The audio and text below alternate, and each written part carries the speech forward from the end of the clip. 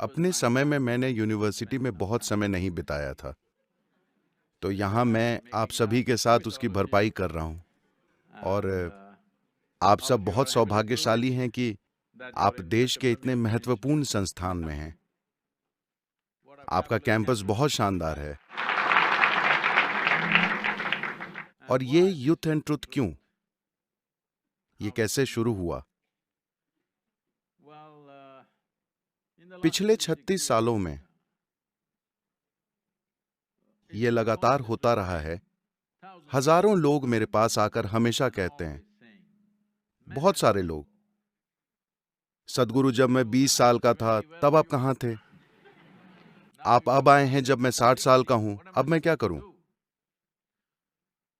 तो वे मुझे अपने जीवन में जल्दी ना आने के लिए दोषी ठहराते हैं। तब मैंने सोचा कि हम बाहर निकलकर इस देश के युवा लोगों से मिलेंगे, इसलिए यूथ एंड ट्रुथ शुरू हुआ। और मूल रूप से जीवन का अर्थ है, जीवन के बारे में हर किसी की अपनी अपनी राय होती है, मगर मुख्य रूप से हमारा जीवन बस समय और ऊर्जा की एक निश्चित मात्रा है। हम सभी के लिए समय एक ही रफ्तार से निकल रहा है। हमारे यहाँ बैठे बैठे समय टिक टिक कर रहा है। टिक टिक करके घड़ी आगे नहीं बढ़ रही, टिक टिक करके हमारा जीवन आगे बढ़ रहा है। हमारे यहाँ बैठे बैठे जीवन खत्म होता जा रहा है। तो ये ऐसी चीज है जिसे हम कंट्रोल नहीं कर सकते, रोक नहीं सकते, धीमा नहीं कर सकते, उलट नहीं सकते। वो बस निकलता जा रहा है। हम सिर्फ अपनी ऊर्जा को मैनेज कर सकते हैं। जीवन के जिस हिस्से को हम युवावस्था कहते हैं, वो जीवन का ऐसा समय होता है जब आपकी ऊर्जा सबसे अधिक उल्लासमय होती है। अधिकांश युवा इस बात को नहीं समझते। उन्हें लगता है कि वे हमेशा इसी तरह रहेंगे। विश्वास कीजिए, ऐसा नहीं है। मैं चाहता हूं कि आप बुजुर्ग लोगों पर ध्यान दें। वे किस तरह चलते हैं, हिलते हैं, बैठते हैं, खड़े होते हैं। आप समझ जाएंगे कि मैं क्या कह रहा हूं। ऊर्जा का ये स्तर, उल्लास का ये स्तर हमेशा आपके साथ नहीं होगा। सिर्फ जीवन के इसी हिस्से में, जिसे हम जवानी कहते हैं, यह संभव होता है। तो जब आपकी ऊर्जा अपने चरम पर होती है, अगर आप अपने जीवन में थोड़ी स्पष्टता और संतुलन ले आएं, तो इससे उस ऊर्जा का बेहतर इस्तेमाल हो सकता है। वरना ये उल्लास आपके जीवन में आपके खिलाफ जा सकता है।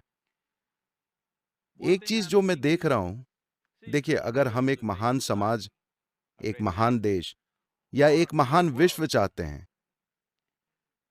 हम एक महान देश, एक महान समाज नहीं बना सकते। हम सिर्फ महान इंसान बना सकते हैं। महान इंसान कैसे बनते हैं? किसी न किसी रूप में व्यक्तिगत प्रतिभा को सामने आना होगा। हर एक मनुष्य, चाहे वो कोई भी हो, हर किसी में एक खास प्रतिभा होती है। अगर मैं जो प्रतिशत बता रहा हूं वो गलत हो तो प्लीज मुझे बताइए। जेएनयू में अगर प्रतिशत अधिक या कम है तो प्लीज मुझे बताइए। मगर मेरा आंकलन ये है कि दुनिया में जितने लोग इस धरती पर अपनी प्रतिभा को प्रकट कर पाते हैं, वे 1% से भी कम है। 99% उस आयाम को कभी छुए बिना चले जाते हैं। बस रोजी रोटी, इस संघर्ष, उस संघर्ष के बारे में चिंतित रहते हैं। उनके अपने विचार और भावनाएं लगातार उन्हें व्यस्त रखती हैं। 1% से भी कम लोग अपनी प्रतिभा को सामने ला पाते हैं। अगर हम इस दुनिया में इसे 10% तक बढ़ा पाएं तो ये एक शानदार दुनिया हो जाएगी। पहले कभी मानव जाति के इतिहास में पहले कभी किसी पीढ़ी के पास इतनी सहूलियतें और सुविधाएं तथा तकनीकी शक्ति नहीं रही है जो हमारे पास है। Do you agree with me? Those of you who are looking at me through the phone, I'm asking you, hello. That's your third eye right now, the Samsung eye. So, we are the most हम सबसे सशक्त पीढ़ी हैं, मगर ये सशक्तिकरण हमारे जीवन को कैसे सशक्त करेगा? अगर हम सही चीजें करते हैं, अगर हम अपनी ऊर्जाओं, अपनी बुद्धि और अपनी प्रतिभा का सही ढंग से लाभ उठाना जानते हैं, तो आज हमारे पास इतनी सुविधाएं हैं कि हमारे अंदर इस धरती की सबसे बेहतर पीढ़ी होने की संभावना है। इससे पहले किसी भी पीढ़ी के पास इतनी सुविधाएं नहीं थीं जितनी हमारे पास हैं। इस तरह की क्षमताओं वाली ये पहली पीढ़ी है। तो इसलिए हमने ये यूथ एंड ट्रुथ कार्यक्रम शुरू किया है। ये आंदोलन चलता रहेगा। ये सिर्फ विश्वविद्यालयों और कॉलेजों में जाकर उनसे बात करना नहीं है। हम ढेर